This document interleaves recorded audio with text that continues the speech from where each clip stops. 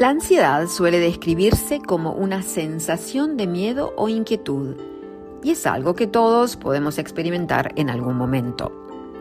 Sentirse cansado, inquieto, irritable, no poder concentrarse ni tomar decisiones, tener problemas para dormir, preocuparse por el pasado o el futuro, pensar que algo malo va a suceder.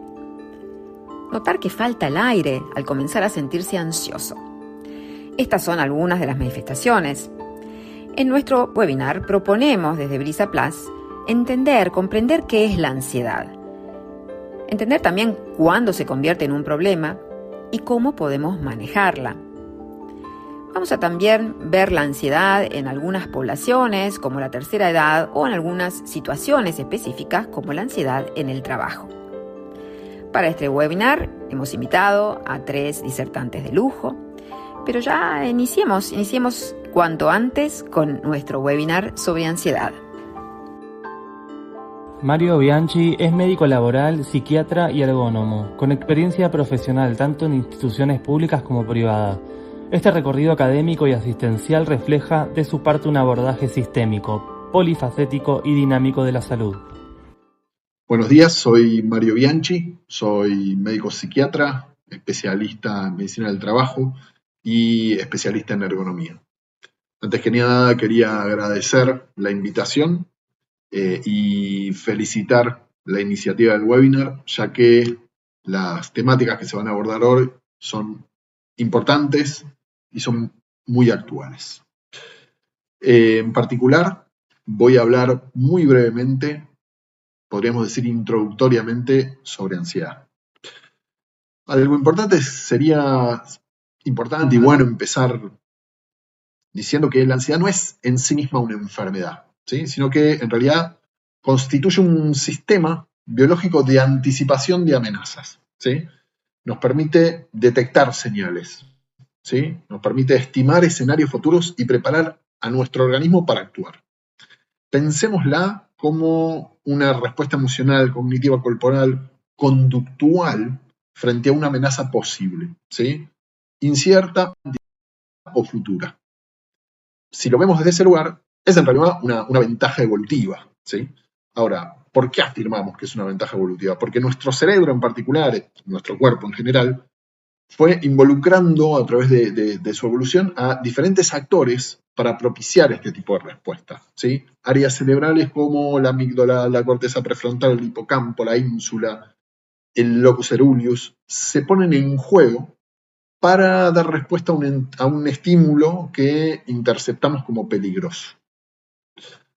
Ahora bien, ¿cómo pasamos de una ventaja evolutiva a el clonazepam? ¿Sí?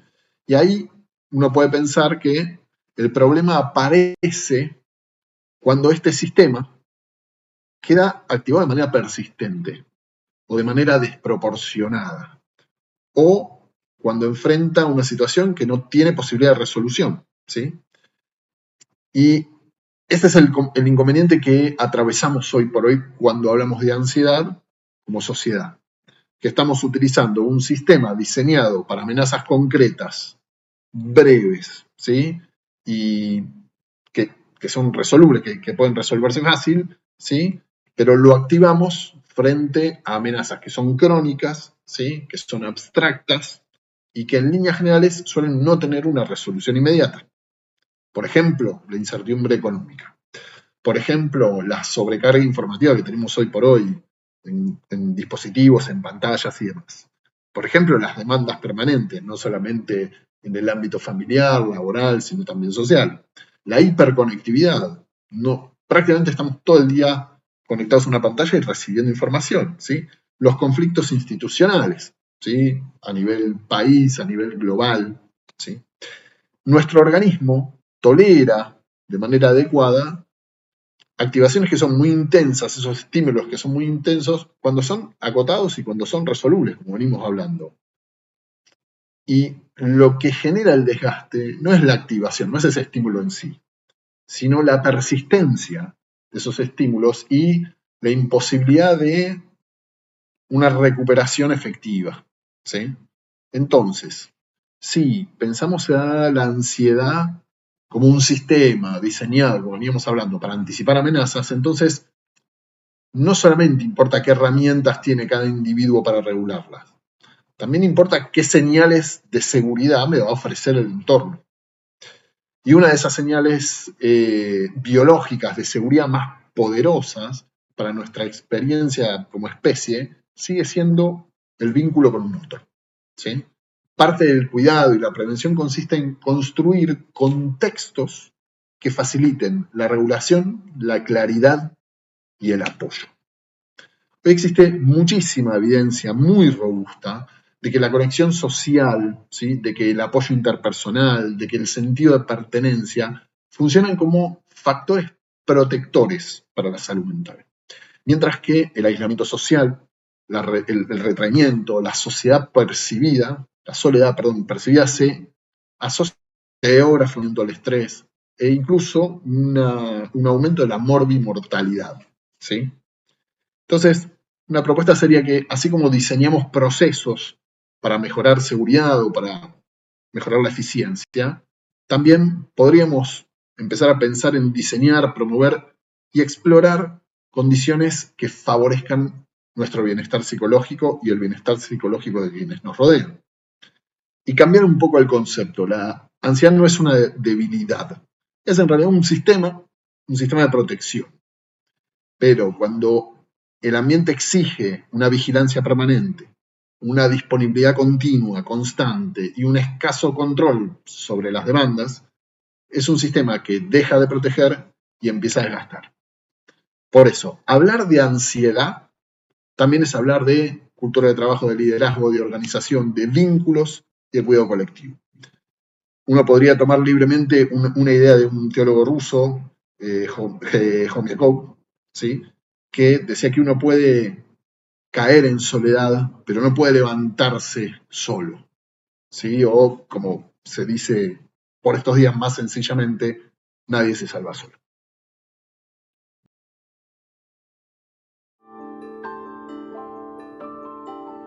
Alan García, psicólogo y psicoterapeuta humanista, con más de 10 años de experiencia trabajando en programas psicoeducativos de bienestar y liderazgo consciente, con un enfoque centrado en el autoconocimiento, la claridad mental y la formación de hábitos para mejorar el bienestar. Bueno, pues muchas gracias por estar aquí. Me da mucho gusto que nos acompañen en este momento. Y en esta sesión voy a compartir algunos aspectos relacionados con la ansiedad. Y seguramente cuando hablamos acerca de este tema, hay una pregunta que nos puede surgir. Y esta pregunta es, bueno, pues ¿por dónde empiezo?, ¿no? ¿Por dónde empiezo para primero saber si lo que estoy experimentando en este momento es ansiedad o tal vez es depresión o tal vez estoy manifestando el estrés a través de mi cuerpo? Y pues bueno, el objetivo de esta sesión, vamos a ver la presentación por favor, es que podamos llegar a un entendimiento desde un enfoque práctico que nos permita conocer cuáles son aquellas manifestaciones a nivel de comportamiento, a nivel de conducta, y cuáles son los síntomas que podemos ver reflejados en nuestro cuerpo principalmente y que dan como resultado estas manifestaciones que conocemos como ansiedad. Vamos a revisar algunas situaciones comunes, ¿no?, que pueden ser como que el origen o que pueden reforzar que las conductas actuales se manifiesten de determinada manera.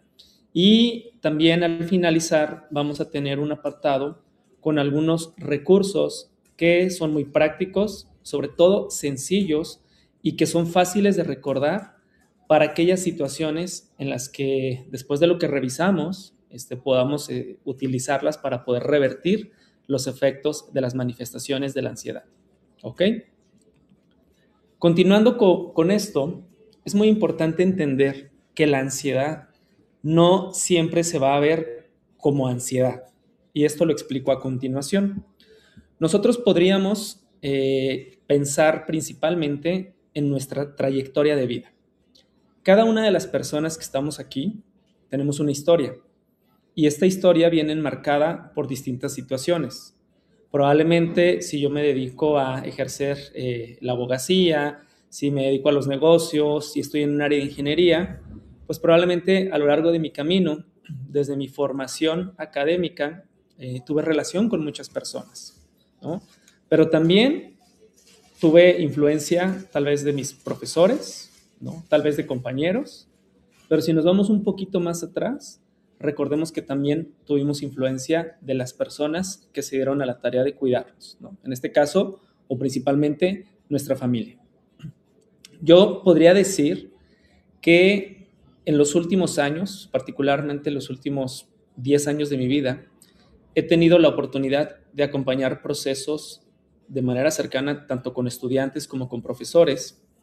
Y dentro de las cosas que he encontrado muy comunes, es que en muchos momentos hay personas que se han acercado y que me dicen, es que no sé qué es lo que me pasa, ¿ok?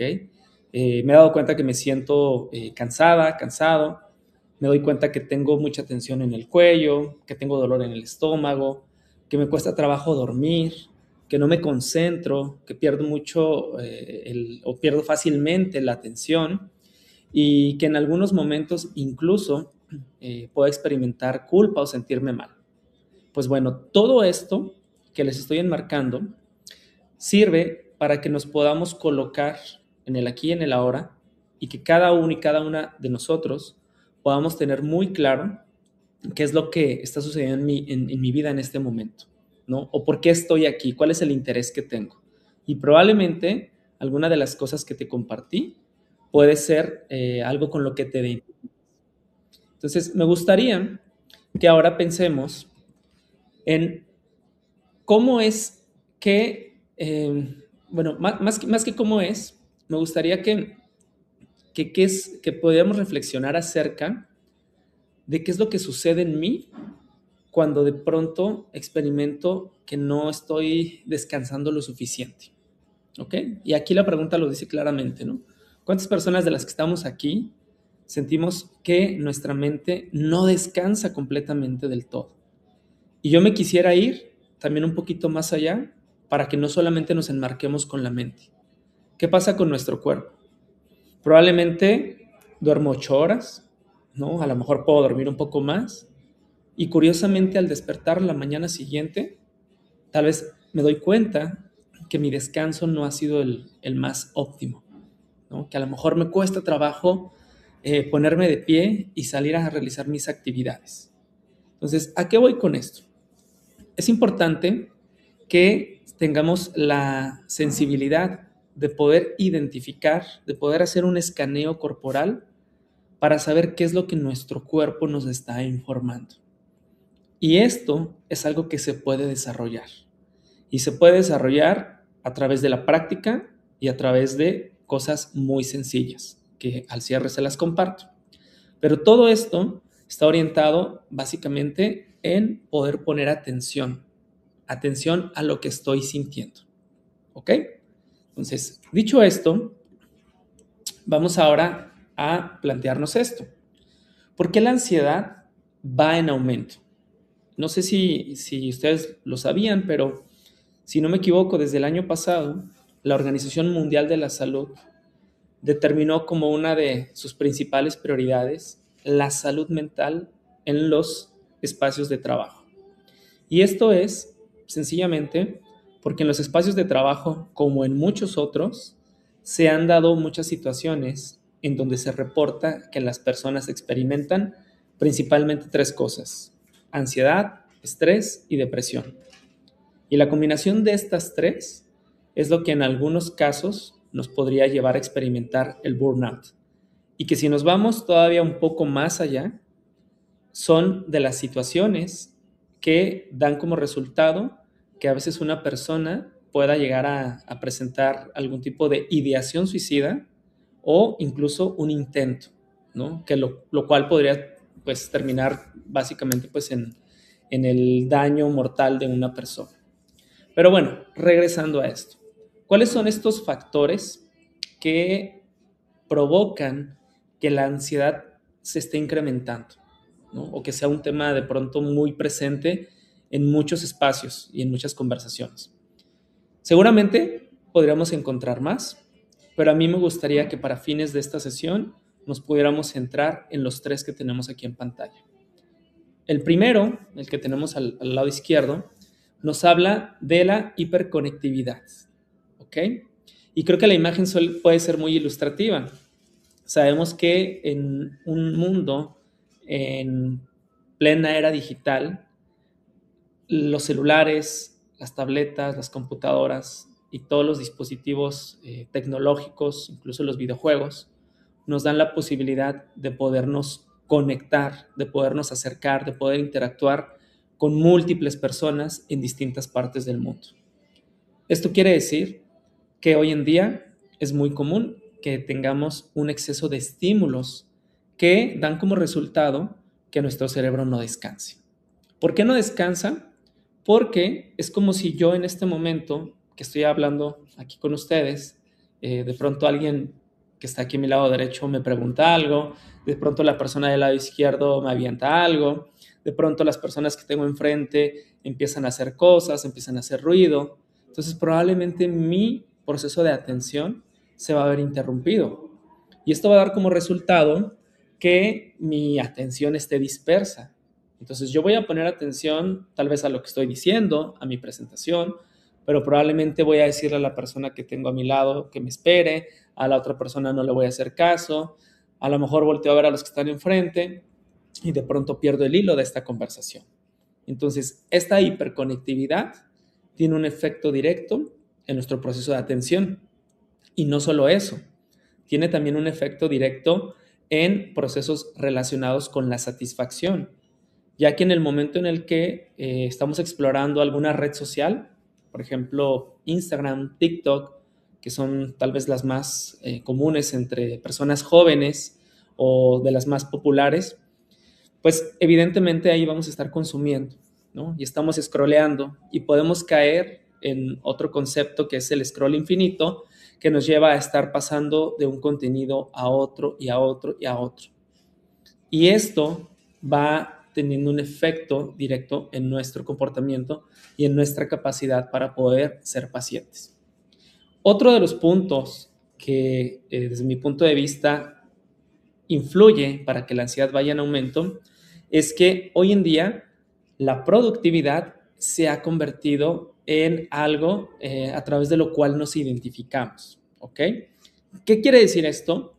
Que podríamos caer erróneamente en la creencia de que el valor de una persona se va a medir a través de los logros o a través del tiempo que está produciendo algo, ¿ok? En lugar de la esencia misma de la persona. Y no quiero decir que esté en contra de la productividad, claro que no, pero creo que sí es importante resignificar cuál es la relación que tengo en torno a esta cuestión de ser productivo versus de ser una persona a lo mejor que cumple con sus responsabilidades, pero que dentro de sus responsabilidades está una que es muy importante y que es la salud mental. El poder tener tranquilidad, el poder tener claridad mental y el poder tener espacios para poderme recuperar y para poder ser productivo o productiva en las responsabilidades que tenga, ya sea en el ámbito académico, en el ámbito escolar, en el ámbito del hogar o en la cuestión social.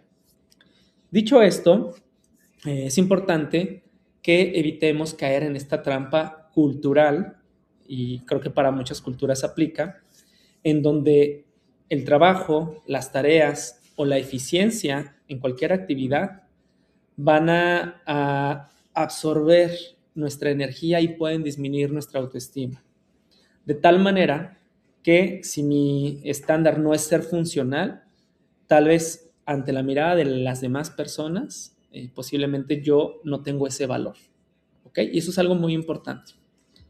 El siguiente punto es que también podríamos caer, ¿no? Y viene muy de la mano de la productividad como parte de la identidad, podríamos caer en normalizar el estrés como algo funcional.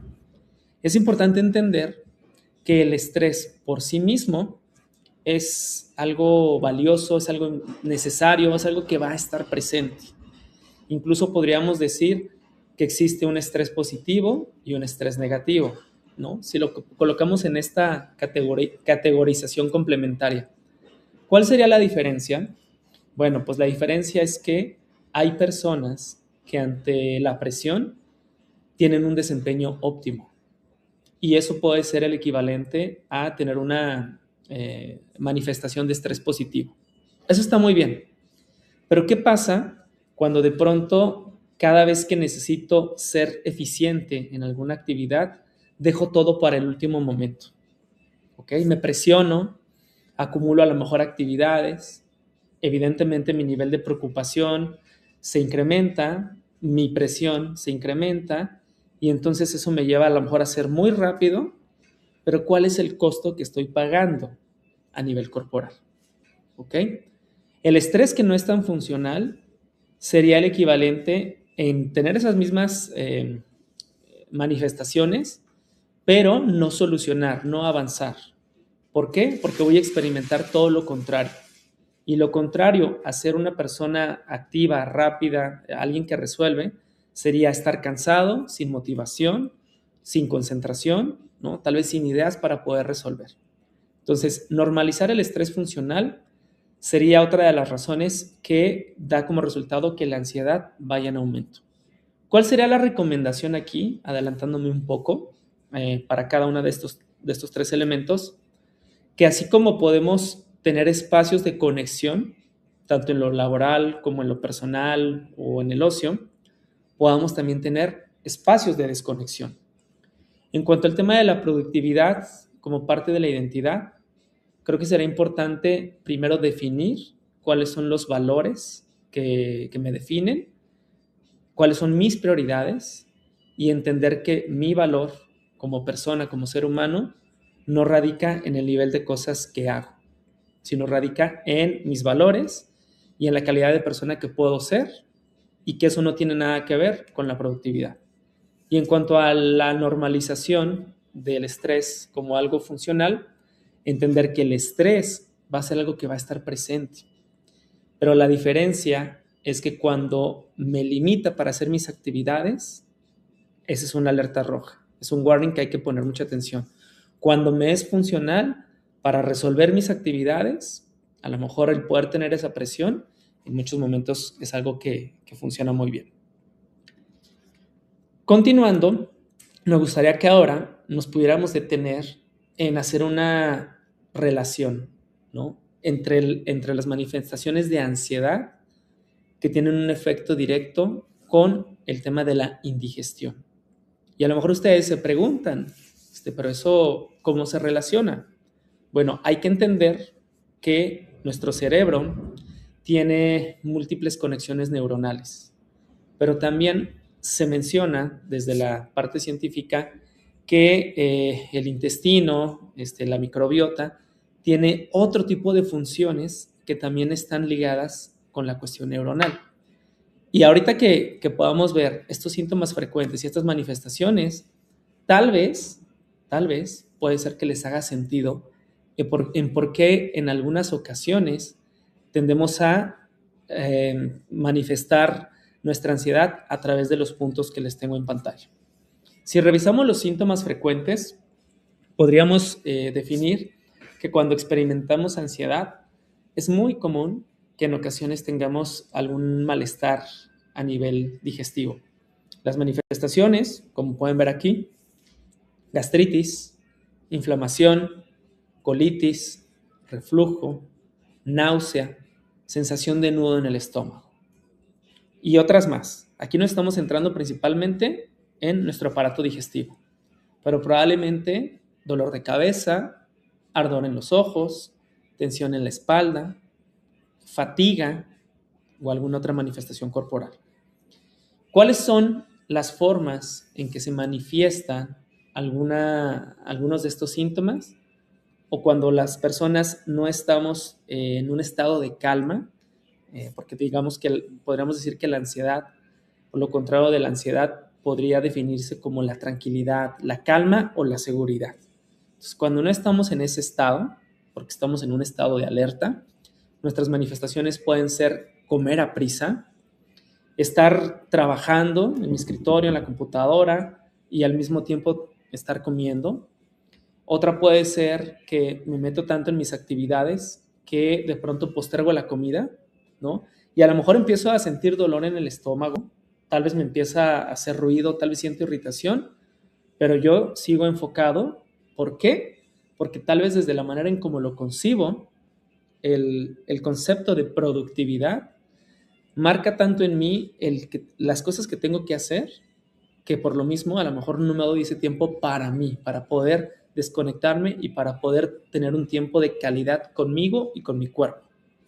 Otra manifestación muy común es que de pronto postergo necesidades básicas, ¿no? Y ya lo dije, comer, tomar agua, pero ¿qué pasa también con el poder ir al baño, el poderme tomar un momento?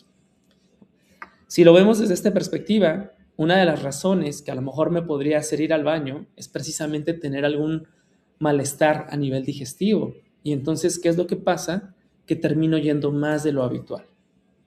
Y por último, ¿no? Y que también tiene una relación importante con el tema digestivo, es el hecho de no dormir bien, ¿no? El no poder conciliar el sueño. Puede ser porque en mi mente tengo muchos pensamientos, porque me preocupan muchas cosas, pero también puede ser porque mi organismo está en constante movimiento o está con muchos cambios internos que por lo mismo no puedo conciliar el sueño. ¿Ok? Muy bien, entonces repasando aspectos importantes, bueno, el intestino, nuestro intestino, tiene millones de neuronas y la razón por las cuales estos síntomas dan como resultado a estas manifestaciones es que la ansiedad, cuando se dispara en el organismo, va a activar el sistema nervioso y va a colocar a nuestro organismo en un estado de alerta. Cuando el organismo está en un estado de alerta, recordemos que es un instinto de supervivencia, nuestra respuesta está orientada a atacar, a salir huyendo o a congelarnos. Y esto es lo que da como resultado estas manifestaciones. Vamos ahora a plantear esta pregunta, ¿no? Que tal vez podríamos decir sí, estoy de acuerdo, o tal vez no. Pero aquí la pregunta para reflexionar es, ¿por qué nos hacemos adictos a la ansiedad? O sea, ¿nos gusta realmente o no? Bueno, yo les traigo estas 4 frases y me gustaría que las pudiéramos reflexionar, ¿no? Muy dentro de mí, ver si me identifico y pues bueno, vamos a ver qué es lo que resulta. La ansiedad se puede convertir en una forma habitual del funcionamiento, de tal manera que en ocasiones puedo experimentar culpa si me detengo un momento a descansar. Y esto es algo muy común para las personas que se identifican con la productividad. ¿Por qué? Porque después de hacer una serie de actividades y a lo mejor después de una tarde muy movida, llego a mi casa y a lo mejor me doy a la tarea de recoger, de limpiar, de ordenar y a lo mejor termino y el hecho de poderme tomar un break como que es algo que no me da tranquilidad y entonces estoy buscando qué otra cosa hacer. Y si lo hago, si de pronto me tomo una pausa, la culpa puede venir después, en el momento en el que surja alguna otra cosa, y tal vez ahí podría ser un reclamo hacia mí mismo por el hecho de decir, ¿por qué me senté a descansar? ¿Por qué no mejor me puse a hacer algo más? ¿Ok? Continuando, pasamos al aspecto siguiente, ¿no? La creencia de que es importante estar o es necesario estar ocupado, si no, no estoy siendo productivo. Y dense cuenta cómo se van conectando una con la otra, ¿ok? Ansiedad y productividad nos pueden dar como resultado esto. Si estoy ocupado, siento que valgo. Y esto podría estar enmarcado en una cultura del rendimiento, ¿no? En donde quienes tienen más actividades, quienes tienen la posibilidad de hacer más cosas, son tal vez quienes tienen más valor. Entonces, esta creencia da como resultado que sigamos alimentando la ansiedad. Cuando experimento culpa, cuando todo el tiempo necesito estar haciendo algo, lo único que estoy haciendo es que estoy yendo en mi mente de un tiempo a otro sin vivir en el aquí y en el ahora. ¿Ok? Siguiente aspecto, Si me relajo, puedo perder el control. Esto es algo muy común para personas que tienen un perfil minucioso, perfeccionista, que les gusta dirigir y que les gusta que las cosas se hagan de una forma. El poder tener un espacio para relajarte puede dar como resultado que tú creas que a lo mejor las cosas se van a salir de control o que alguien más va a tomar decisiones o que el resultado no va a ser el que tú esperas. Y esto a veces nos lleva a tener una alta exigencia. Como lo dije al inicio, la productividad no está mal, la autoexigencia no está mal. ¿En qué momentos o cuáles serían las señales a las que tendríamos que estar muy atentos? Principalmente cuando experimentamos algún malestar físico, ¿no? El tener dolores constantes de cabeza, el tener ardor, inflamación, dolor o el no poder ir al baño, definitivamente también son factores que el cuerpo nos está informando que algo no está funcionando bien. Entonces es importante tener estos espacios de relajación. Y otro elemento también clave es el tratar de anticiparme a las situaciones. Como lo dije hace un momento, la ansiedad se caracteriza particularmente porque nuestra mente no está centrada en el aquí, en el ahora, no está en el presente. Cuando estamos en un estado o cuando tenemos una manifestación de ansiedad, probablemente estamos pensando en el futuro y la anticipación ante los problemas nos puede llevar a estar pensando o a tratar de evitar que las cosas sucedan. Y es necesario entender que no todo lo podemos controlar.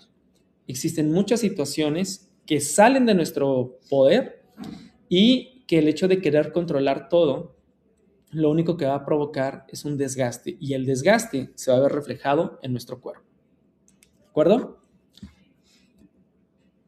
Vamos a pasar ahora a hacer esta comparación y será importante que identificáramos cuál es la diferencia entre el estrés y entre el burnout.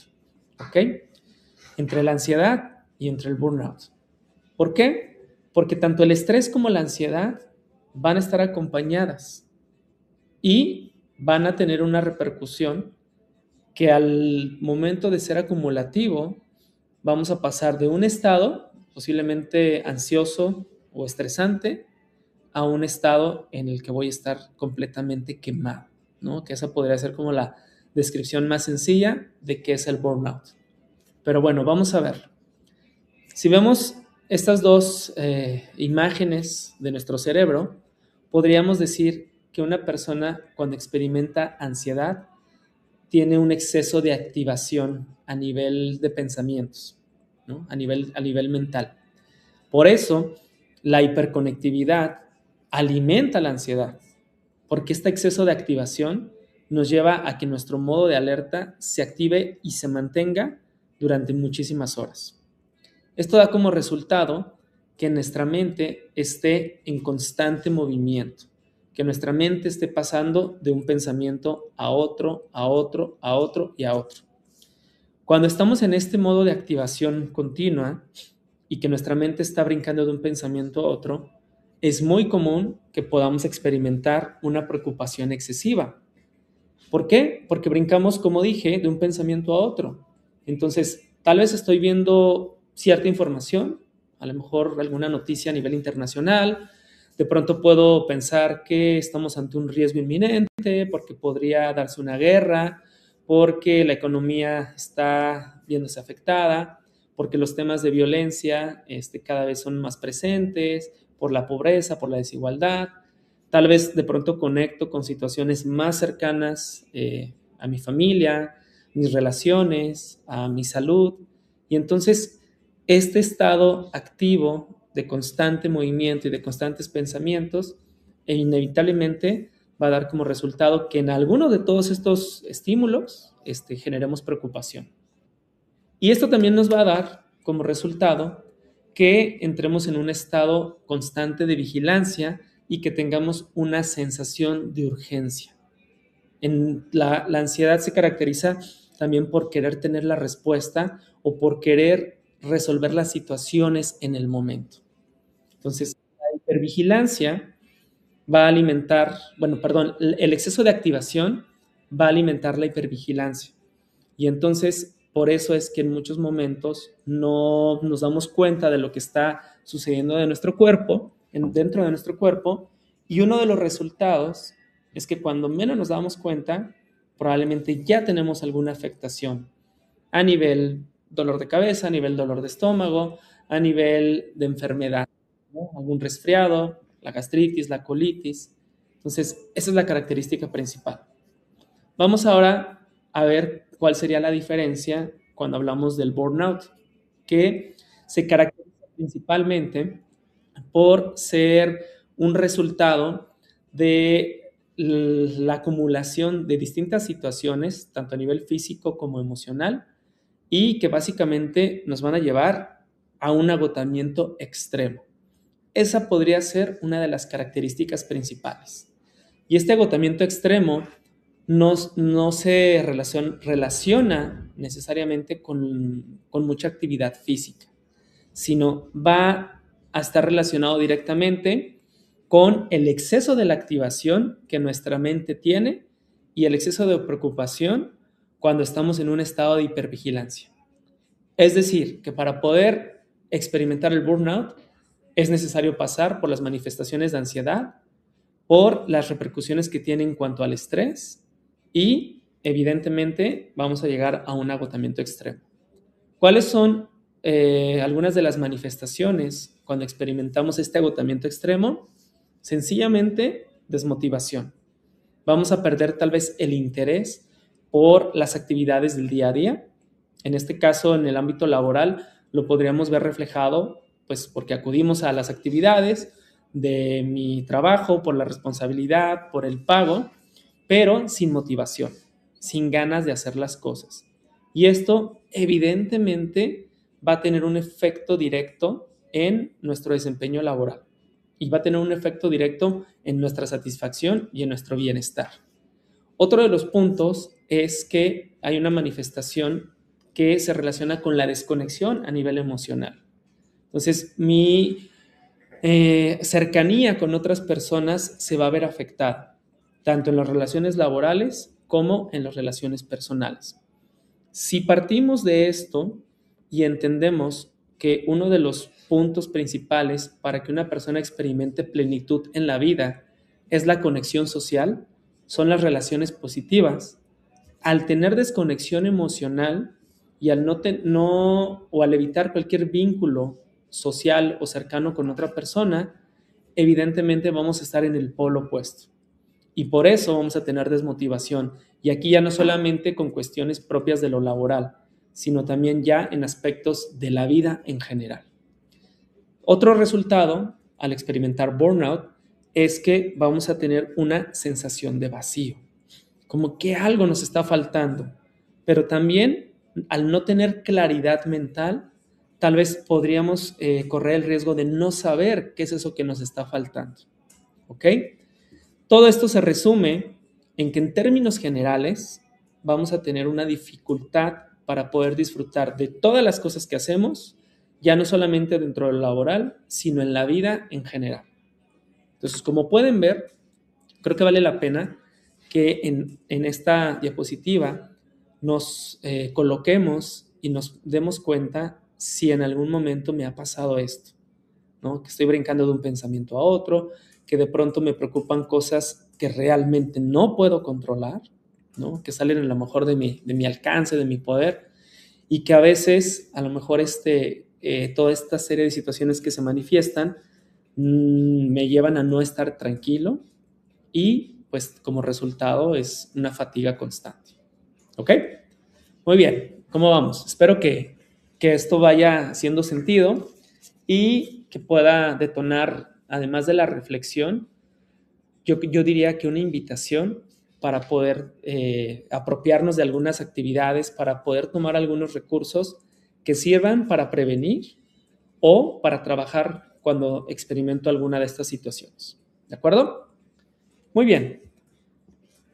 Por último, me gustaría pasar ahora al apartado de estas técnicas para poder transformar la ansiedad. Y me gusta la palabra transformar porque algo que se transforma de manera implícita implica un cambio. Y el cambio puede ser que sea favorable o puede ser que no lo sea. Por eso es que estas 8 técnicas que les quiero compartir están orientadas a que ustedes puedan permitirse practicarlas y que si les son útiles, entonces las repliquen, ¿no? E incluso las puedan compartir con alguien más. Pero si por alguna razón alguna de estas no te funciona, no te preocupes, ¿no? Lo importante es que en este proceso de transformación algo se pueda mover. Y lo que te sirva, tómalo, lo que no, pásalo para que a lo mejor otra persona lo utilice. ¿Ok? Punto número 1. Es importante no pelear con la ansiedad. ¿Ok? O sea, esto es no tratar de resistirse y no tratar de no experimentarla. Porque cuando más nos enfocamos en querer evitar algo, en ocasiones es más fácil que no lo encontremos. Y esto va a empeorar nuestra relación. Entonces, la recomendación es aceptar, esperar y soltar. ¿Qué significa esto? Lo primero es que tienes que definir con claridad qué es lo que estás sintiendo. Y aquí quiero ser muy enfático porque una de las vías más directas para saber lo que siento o para saber lo que me está pasando es a través de mi cuerpo y es a través de las sensaciones corporales, ¿no? A través de la piel o dentro de la piel. ¿Qué significa esto? A través de lo que siento en el estómago, en el pecho, en la espalda, en los ojos, en la cabeza, en los pies. Siguiente punto. Es importante que te preguntes qué situaciones son las que activan tu ansiedad. Por eso, identificar lo que activa tu ansiedad te va a permitir encontrar la forma de poderlo transformar. No vas a poder cambiar algo si primero no sabes qué es lo que tienes. ¿Ok? Tienes que plantearte también, a nivel de recomendación, cuáles son los pensamientos que se repiten constantemente. ¿Ok? ¿Qué es lo que tratas de evitar? Cuando experimentamos ansiedad, vamos a recordar que van a estar presentes muchos pensamientos. Pero también algo que va a estar presente es el miedo. Entonces, preguntarte, ¿qué es lo que quiero evitar? ¿O qué es eso que estoy pensando constantemente? Te va a ayudar a identificar claramente y a reconocer, ¿no? A aceptar que lo que estás experimentando en este momento es ansiedad. Cuando ya lo tengas así de claro y cuando te des cuenta cómo se está manifestando en tu cuerpo, entonces puedes pasar a los siguientes puntos. ¿Ok? Recomendaciones también que sirven para evitar o para disminuir. Hay que tratar de reducir los pequeños estímulos. ¿Cuáles son estos pequeños estímulos? Pensemos en nuestros dispositivos móviles. Pausar las notificaciones o eliminarlas, o tal vez durante un periodo. Tengamos presente que la tecnología cada vez va avanzando más y hoy en día es muy fácil utilizar aplicaciones para bloquear los dispositivos por un cierto periodo de tiempo, durante la noche, durante todo un día, algunas aplicaciones en particular, algunos números. Entonces, reducir estos estímulos va a ayudar a no caer en la ansiedad o a reducirla. Notificaciones sería la primera. Siguiente, algo muy común. Muchas personas creen que el multitasking o ser multitarea es una habilidad y que en ocasiones se requiere para que en el día a día podamos ser más eficientes o más productivos. Claro, poder hacer 2, 3 cosas a la vez, creo que es una habilidad, sin duda. Hay personas que lo hacen muy bien, pero tomemos en cuenta que esto también genera mucho desgaste. El multitarea nos conecta con distintos estímulos, la computadora, el teléfono, el medio ambiente, las personas, las notificaciones. Entonces, lo único que estamos haciendo es que estamos desgastando a nuestro cerebro y que estamos exigiendo a nuestro organismo que esté atento a diferentes estímulos. Si no hacemos una pausa o si no tenemos momentos de enfoque, va a ser muy difícil que podamos ser productivos sin experimentar ansiedad. ¿Ok? De aquí que el siguiente elemento que me gustaría agregar al tema de los microestímulos es trata de evitar la saturación. Así de fácil. Nuestro organismo funciona como las computadoras. Cuando tienes muchas ventanas abiertas, cuando hay muchos procesos que se están corriendo y no permites que se den las actualizaciones, pues llega un momento en el que tu equipo va a fallar. No va a cargar el internet, no va a reproducir videos, va a estar muy lento, sencillamente no te va a cargar alguna página. ¿Y qué es lo que necesitas hacer? Y que en algunos momentos también los seres humanos necesitamos: cerrar todo, reiniciar, actualizar. Entonces, busca estos momentos para cerrar temas, para reiniciar, ¿no? Para hacer este reset de la noche a la mañana y poder empezar de manera nueva y con energía distinta al siguiente día. Punto número 4. Hay que utilizar las pausas activas. Este es algo que se utiliza mucho en los entornos de trabajo, y las pausas activas pueden ser salir a caminar, estirarte, tomar agua, tener contacto con el medio ambiente, tomarte un espacio para ir al baño, platicar con alguna persona. Incluso podría ser una pausa activa, revisar tu dispositivo móvil. ¿Ok? Siempre y cuando establezcas periodos de enfoque, ¿no? Si tu trabajo es frente a una computadora, si tu trabajo es interactuando con personas, evidentemente tendrías que adaptar esta pausa. Pero sí es altamente recomendable que al menos 5 o 10 minutos o de plano 1 minuto para poder tomar conciencia de que ese tiempo que estás destinando está enfocado en ti, ¿no? En tener alguna de estas actividades: moverte, estirarte, caminar, tomar agua, respirar de manera consciente. Otra técnica que a lo mejor puede ser obvia, pero tal vez no es tan conocida, es tener una descarga física breve, ¿no? El punto número 5, muévete rápido, básicamente nos coloca que cuando estás experimentando ansiedad, ¿no? Cuando no te sientes tranquilo, tranquila, cuando te duele la cabeza, cuando te duele el estómago, cuando algo te preocupa en exceso, camina rápido durante 2 o 3 minutos para que le permitas a tu cuerpo liberar esa tensión, ¿no? Entonces, a través del movimiento físico, ayudas a tu cuerpo a sacar esta tensión. Es como cuando una persona está muy enojada, ¿no? Y a lo mejor no controla su energía, y a lo mejor tiene un saco de box y le empieza a pegar y suda y grita y empieza a mover el cuerpo, empieza a descargar energía. Entonces, la ansiedad también es importante dejarla salir. Entonces, moverse rápido, caminando durante 2 o 3 minutos, te puede ayudar a salir de este estado.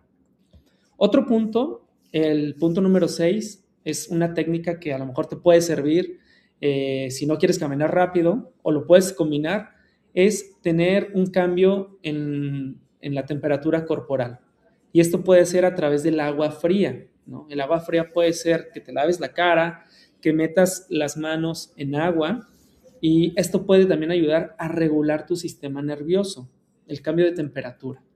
Entonces, a lo mejor estás intranquilo, intranquila, sales caminando rápidamente, vas al baño, tienes contacto con el agua, te mojas la cara, a eso le sumas en un ejercicio de respiración, inhalar, exhalar, te ves en el espejo, puedes usar una frase afirmativa: todo va a estar bien, todo va a salir bien, soy capaz de hacerlo.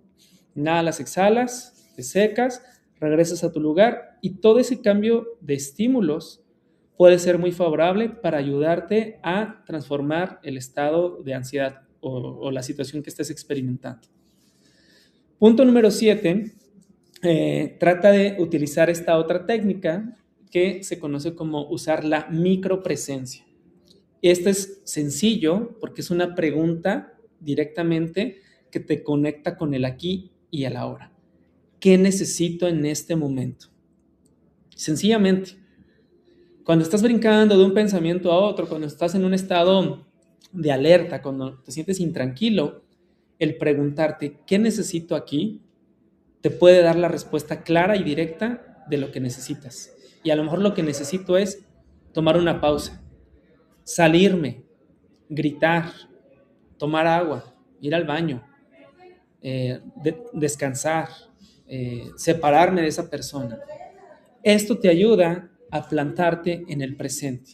Y cuando te plantas en el presente, puedes entonces trabajar a través de lo que estás sintiendo.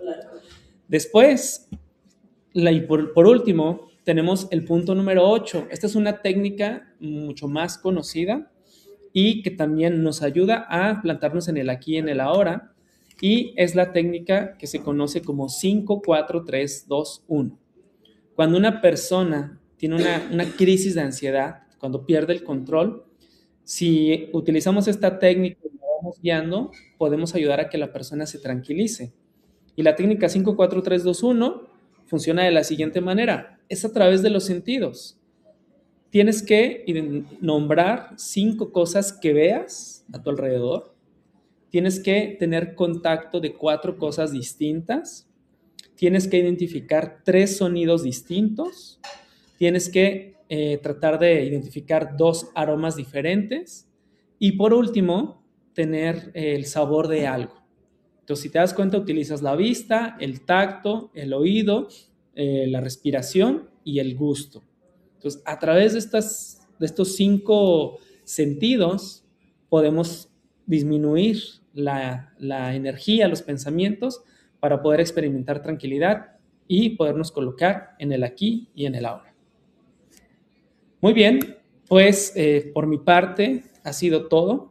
Espero que estas técnicas y esta información que les comparto sea muy útil y pues deseo que sigan disfrutando y aprendiendo de esta sesión.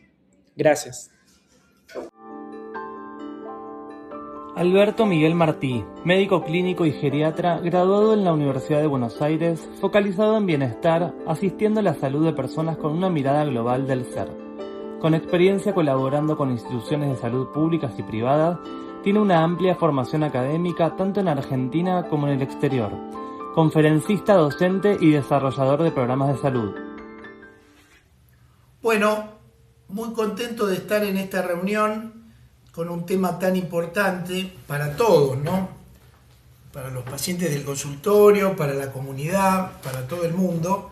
Y voy a aprovechar a focalizarme en el tema que es mi tema central, que es la geriatría. Entonces voy a ver aspectos de la ansiedad, pero referidos a este grupo etario que tiene unas características especiales, en las cuales, si Dios quiere, todos vamos a llegar, yo ya estoy, que somos los adultos mayores, ¿no? Entonces, les quería compartir el primer slide. Este es el tema. Siempre vamos a vincular los problemas de salud con el bienestar, porque hay formas que nos permiten a nosotros tener, no solo no estar enfermos, sino tener una condición de salud mejor, que es el bienestar. La que sigue. En los adultos mayores es muy importante tener en cuenta el concepto de la fragilidad. A diferencia de otras etapas de la vida, uno se encuentra con mucha más posibilidad de perder el equilibrio y perder funcionalidad e incluso llegar a estar discapacitado. Es como un círculo vicioso que se refuerza a sí mismo y entonces siempre tenemos que estar muy alertas a esto, y cada vez que sucede un evento, por ejemplo una enfermedad o una lesión, supónganse una persona tiene una caída en la calle, evidentemente frente a cualquier intercurrencia que con los años van siendo más frecuentes que cuando uno es más joven, cuando hay una intercurrencia se produce un fenómeno de ansiedad. Ese fenómeno de ansiedad o depresión, producto de, por ejemplo, una caída, una fractura, una neumonía, una internación, cualquier evento que nos haga perder el equilibrio, nos depara mayor fragilidad. Nosotros los geriatras tenemos una regla, que es que cuando un paciente se interna en un sanatorio, en un hospital, y esté internado, preguntamos siempre cuántos días estuvo internado. Y por ejemplo te dicen 7 días, doctor, estuvo internado. Bueno, entonces nosotros le decimos, bueno, necesita 49 días para recuperarse. Son 7 días de recuperación por cada día de internación. Entonces esa situación de vulnerabilidad y fragilidad que dan los años nos determinan a que los tiempos de recuperación a veces son mayores y hay que ser bastante intenso en los programas de rehabilitación, que es una diferencia con los adultos más jóvenes o con los jóvenes directamente.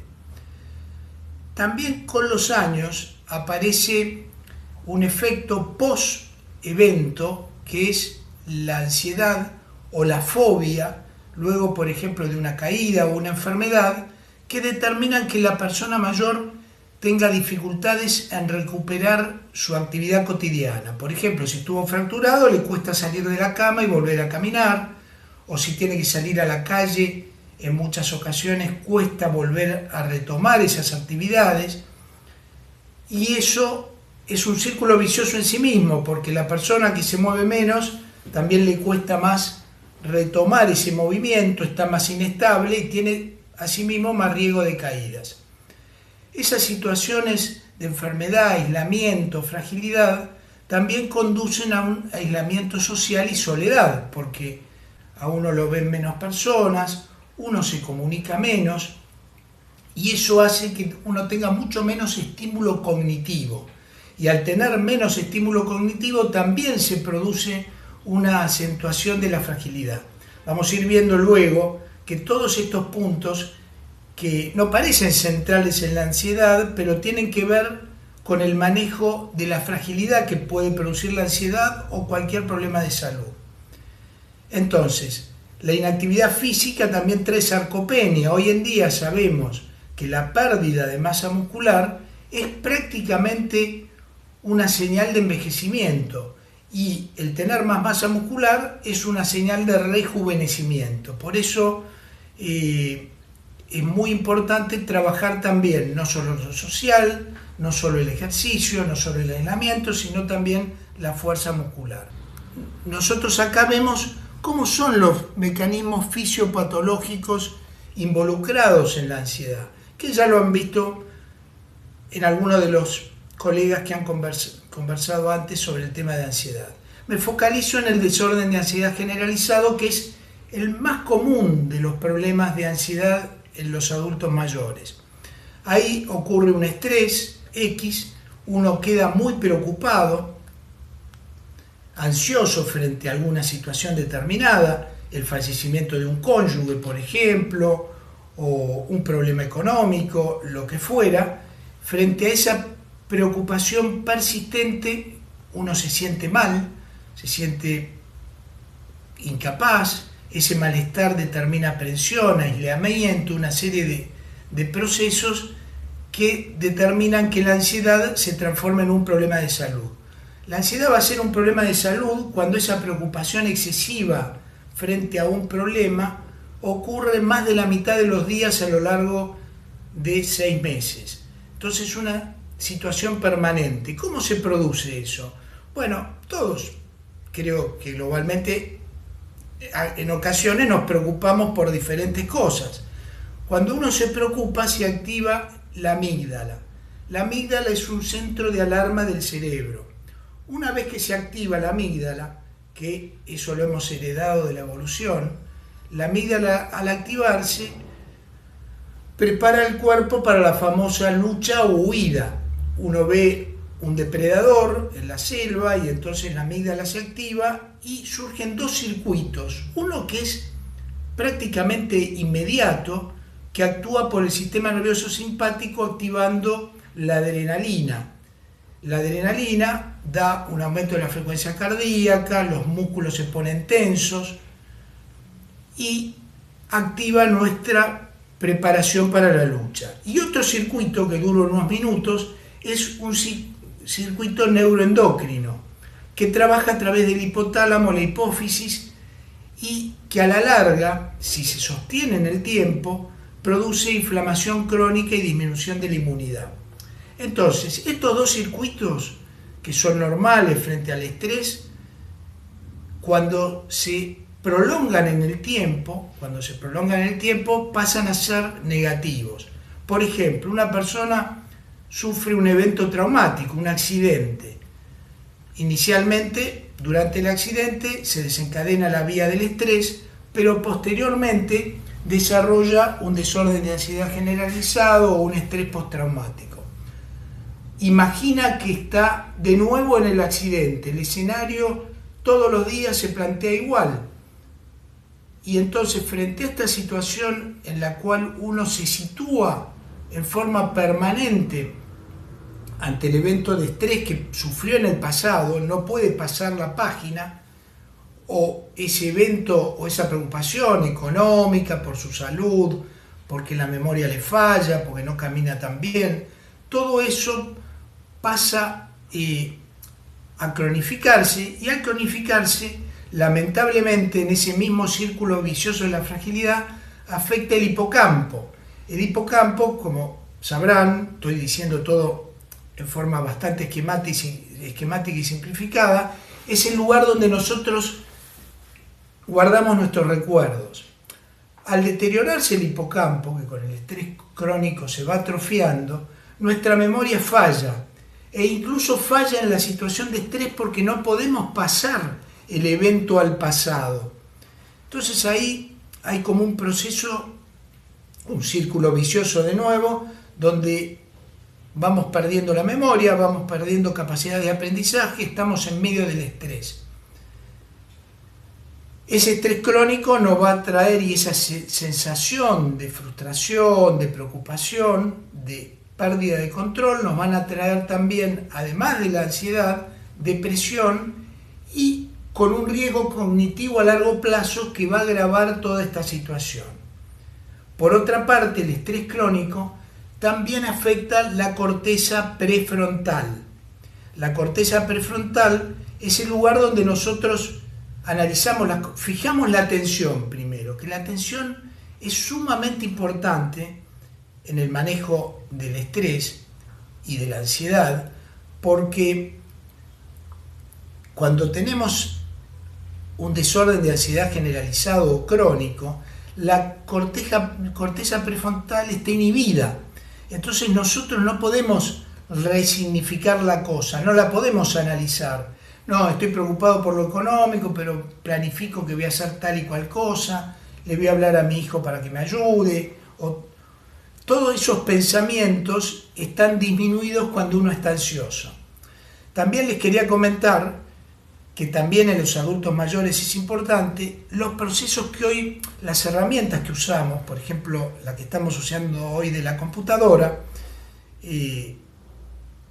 tienen sus riesgos, sobre todo cuando nosotros usamos sistemas de cambio rápido de atención, por ejemplo, YouTube, TikTok, todos esos pasos de pantalla rápidos son extremadamente malos para la ansiedad y también para todos estos circuitos, porque en general ese paso de pantalla rápido determina que la atención se vaya fragmentando, el cerebro se va acostumbrando a una atención fragmentada, se cansa cuando trata de resolver algo que dure más tiempo, y entonces promueve también en sí mismo un problema de ansiedad. Entonces es muy importante, cuando nosotros usamos los medios electrónicos, no pasar muchas pantallas de golpe. Es bueno ver un tema, focalizarse en el tema, o leer un libro, o conversar con una persona. Vamos a tocar este tema varias veces, y en los adultos mayores también, que es el empezar algo y terminarlo, y que tenga una cierta duración y que tenga profundidad. Porque si las cosas son muy superficiales, estamos retroalimentando este circuito. Los sistemas de computación tratan de ayudar a eso porque dan como recompensas por el cambio, por la novedad, y porque liberan dopamina en el cerebro, y uno le da ganas de seguir pasando una pantalla tras otra, pero que tiene un efecto muy malo en la ansiedad y en la memoria. Bueno, acá son las manifestaciones de la ansiedad. Entonces, en los adultos mayores es distinto que en las personas más jóvenes. Y muchas veces no nos damos cuenta que la persona mayor está ansiosa. ¿Por qué? Porque por ahí tiene muchos más síntomas físicos, entonces tiene dolores, me duele la panza, me duele la pierna, me duele aquello. Entonces las manifestaciones físicas en los adultos mayores son muchísimo más frecuentes que en los jóvenes.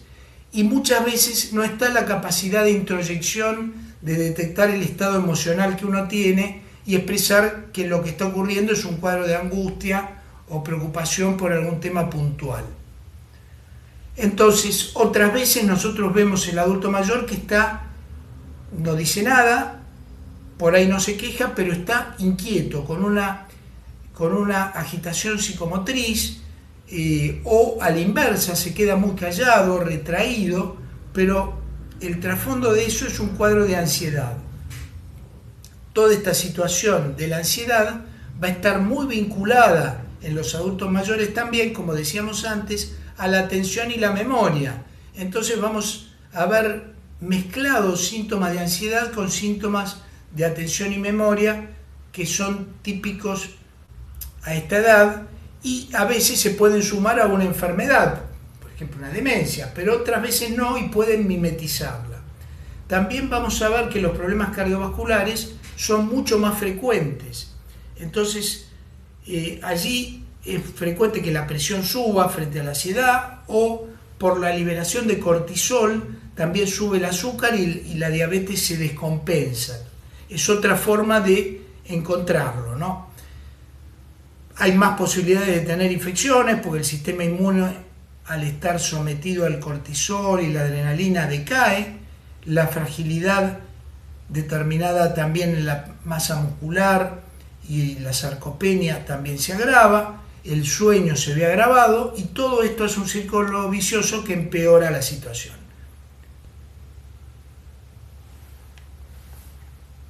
Bueno, acá tenemos otras causas físicas que siempre va a haber que analizar en geriatría.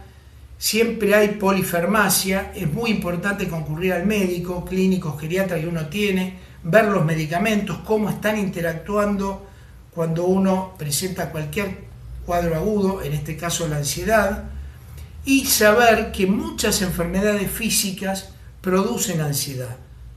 Por ejemplo, la persona que tiene una enfermedad respiratoria, un EPOC, que tiene una cierta falta de aire cotidianamente, cuando tiene reagudizaciones, la sensación de falta de aire es muy ansiogénica.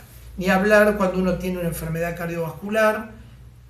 Lo mismo ocurre cuando uno nota fallas cognitivas o cuando uno tiene una limitación de movilidad, como en un ACV, o trastornos endócrinos. Muchas enfermedades físicas que son frecuentes en los adultos mayores van a tener una vinculación con la ansiedad. Entonces, cuando uno encuentra un cuadro de ansiedad, va a hacer el rechequear lo físico para compensarlo lo mejor posible, va a analizar también los medicamentos.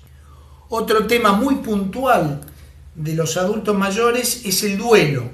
El duelo es algo de todos los días. Todos los días veo a los pacientes y me dicen, no, hoy vino un señor, por ejemplo, falleció mi hermano de una muerte súbita, me dice, y mi mujer en la calle se tragó una de esas cositas que hay para separar en la vereda y se cayó para atrás y se fracturó el hombro y se fracturó también la pelvis. Entonces, bueno, esos duelos que son muy comunes con los años, también porque uno se jubiló o porque uno tiene menos ingresos. Entonces, todas esas situaciones de duelo que son multidimensionales, porque no solo vienen a lo físico, vienen también a lo emocional, los hijos se han ido a trabajar a otro país o alguna otra situación por el estilo, y también afectan lo conductual, porque la persona iba al club o tenía un cargo en el club y ahora no lo puede sostener.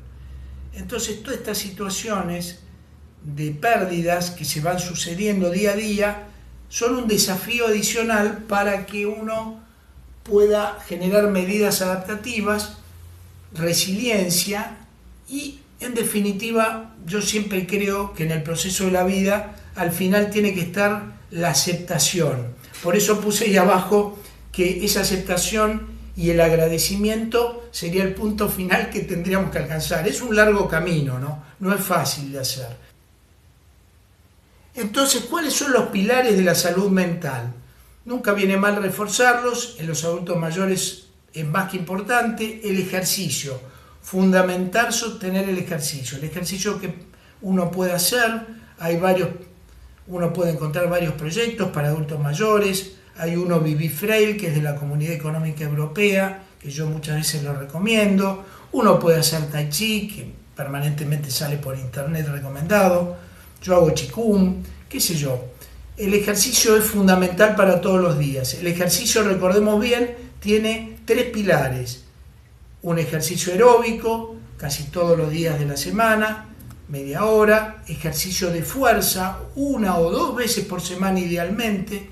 Y de equilibrio y elongación. La hidratación, nunca me voy a cansar de decirlo, muchas alteraciones cognitivas se dan por problemas de hidratación. Los adultos mayores tienen menos deseo de tomar líquido y el cerebro y los músculos se ven sumamente afectados por la falta de hidratación. El sueño reparador, que siempre hay que dedicarle un buen tiempo a ver cómo dormimos y que sea suficiente. La nutrición, innumerables casos de desnutrición en los adultos mayores, nos obligan con el análisis, con el peso, con la atención, cuando tenemos familiares que son adultos mayores, revisar. A veces viene uno y dice, no, fui a lo de mi mamá y en la heladera tenía solo un pote de queso Mendicrim. Entonces, la nutrición es muy importante, ¿no? Y las relaciones sociales fundamentales. Creo que algunas veces he mencionado en alguna otra charla el estudio de Harvard, ese de longitudinalidad, que buscó cuáles eran los factores más importantes en la longevidad y en el bienestar y en la prevención de la discapacidad, y ahí la relación social es fundamental y tiene una protección cognitiva similar. O sea, estar en soledad equivale a fumar 15 cigarrillos por día. Entonces, eso es muy importante en cuanto a toda actividad, ahí resumo algunas, para tener actividad social.